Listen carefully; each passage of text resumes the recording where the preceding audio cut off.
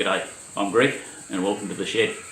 I got partway through a series on the lathe move and setup and it stopped because of a number of reasons, and time being the available time was the biggest issue.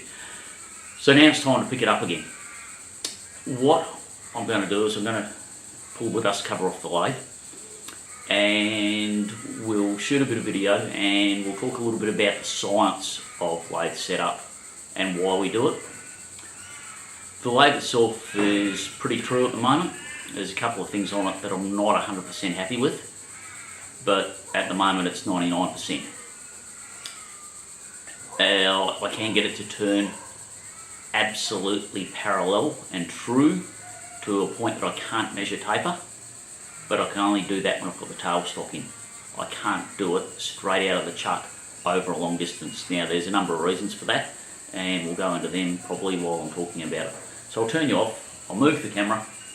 I'm just looking at how I've got it set up at the moment, so that's what I was looking at. I'll turn you off, I'll move the camera, we'll set up and we'll start talking about the science of the lathe setup. Okay. So what I've done is I've stuck in a piece of extra scungy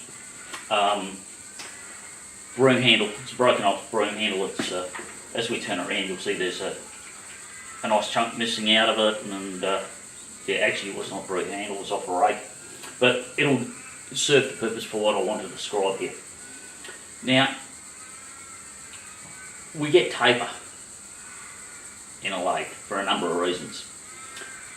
Part of the reason that it happens is because the lathe bed's twisted. Now, when you're setting your lathe up, the question is, what's going on? And in reality, it's a fair bit. These later lathes, even though people criticise them, they do have a couple of characteristics, and one of them is that the beds are generally stronger than the early lathes. Not always. There is always the exception to the rule. But the very early lathes were, particularly a lot of the flatbeds, were quite supple, for want of a better way of putting it. And that had things for and against. It used to be quite common to twist the bed of the lathe to get rid of the taper. Why did you do that? Because the lathe bed twisted. This lathe here is not so sensitive to taper and twisting. It's been sitting here for a while, and those of you that have watched the series, I spent some time mucking around with it, trying to get it straight and true as far as the bed goes, and I was more than a little bit pedantic about it. I'm just standing here looking at the side glass. I need to put some oil in it, but it doesn't matter because we're not going to run it. It does seem to drain out a little bit over a period of time. But we're talking generalities for the lathe. Those of you who have noticed in some of my other videos, I've got a old flatbed lathe, brand unknown, age unknown, speculating somewhere around maybe 1900, but it could be anywhere between 1880 and 1930. But if I was taking a wild guess at it, I suspect, because it's got plain bearings in it, I'd suspect that it's maybe 1900, maybe 1910 at the latest, or maybe 1890, somewhere in that area is where it'll probably end up. But if I was setting that lathe up to run dead true, twisting the bed would be a more than acceptable practice, and it is quite supple. You can actually you notice it very easily when it's sitting on the floor. It takes nothing to make it run out. I don't use it much nowadays, but one day I might fire it up just so you guys can have a look at it. I've got 3 felt pens here. We've got a red, a black and a blue. Now, the black line, if we've got our tool bit on centre, we'll be machining at the highest part. And you probably can't see that, but let's see if we can zoom in a little bit here. Yep. We might just move you into we'll just rotate you a little bit the other way. There you go. Might zoom you in a little bit. There, so we're on centre here. We're on centre there, and how far back can you see? You can't see the tail stop, but we'll come back to you. I'll put a dot there. So we're on centre here. Now, when you look at my video where I've got the bubble gauge on it and it's coming along, now if my bubble is down, actually we'll start off up here. If my bubble is up here, then I'll be machining above centre. Now, if it's down here, I'll be machining below centre, which you can't see that mark, but and it might be on centre in the middle. So what we've got is we've got this spiral.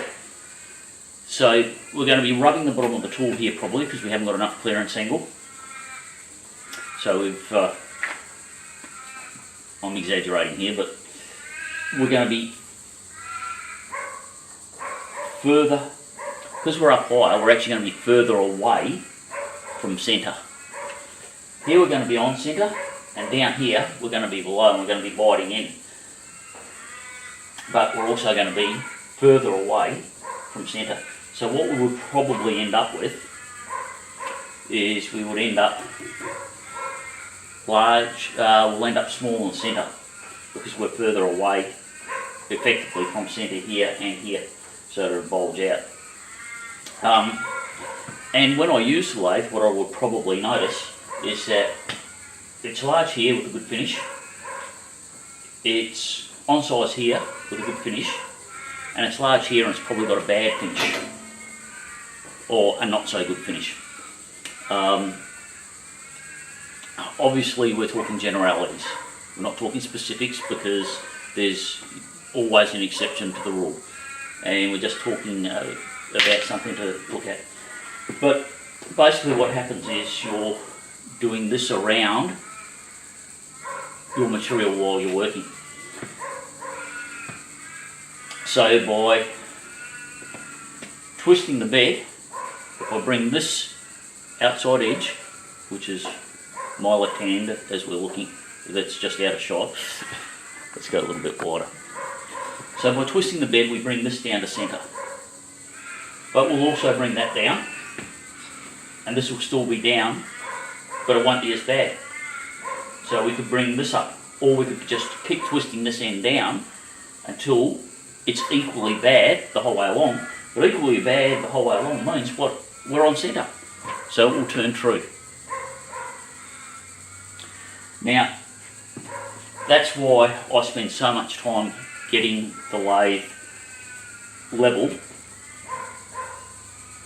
from the front of the bed to the rear of the bed. I spend too much time worrying about it from end to end. Really, it's not that big a deal. What's more important on this lathe is that it's got 4 feet at the headstock and 2 at the tailstock. What's very important at the headstock, I'll stand here, is that at the headstock that I don't have too much pressure on one end compared to the other, and I actually try to fold the bed because the bed will do this. So what I've got to do, and that's why I pay attention to the to what's going on in the bed end to end, is because I can actually flex the bed up and down a few hundredths of a millimetre or a few thousandths of an inch. So if you get really carried away with it, it's sitting there with all the weight on the innermost feet for the headstock and nothing on the outermost. And what it will do is over a period of time it'll start doing this. It might be a lot, it might be a fair bit because I've never left it long enough to find out. But what that does is that will give you this shape in your bed. So your tool path will be this, which means that I might be below centre here, above centre here, and back below centre there. So these bits in these 1/8, let's call it, might be spot on. They might be on centre, or I'll be below centre there, or I'll be below centre there, and I'll be above centre here in the middle. So that's why I pay attention to it lengthways, and always we'll call it the x-axis and the y-axis. That's why I pay attention to both. On my DRO, as far as it's concerned, the x-axis is diameter and y-axis is the long travel, which is probably right. So the y-axis I pay a lot of attention to, because I don't want my bed bowed up end to end or forced down end to end. Forced down end to end would be when I'm carrying all the weight on the outside end of the tailstock and nothing on the inside end. So the bed will bow down, and then if the bed's bowed down, my tool path is like such. So that's why I get pretty pedantic, annoyingly pedantic and frustrated when I'm setting up my lathe. And it's been sitting here for a while. It's been used a couple of times since it was moved, so now it's time, and I won't do it on camera, it's now time for me to go back and check it, and I'll make some adjustments of it if I need to later on. The other thing that we'll talk about as far as the lathe goes, and I did shoot some video of it, but I don't know if I've still got it. I think it's in amongst a few hundred hours of video that I lost, is the headstock can be adjusted to swing the axis in and out. Now, before you do that, you need to do a couple of things.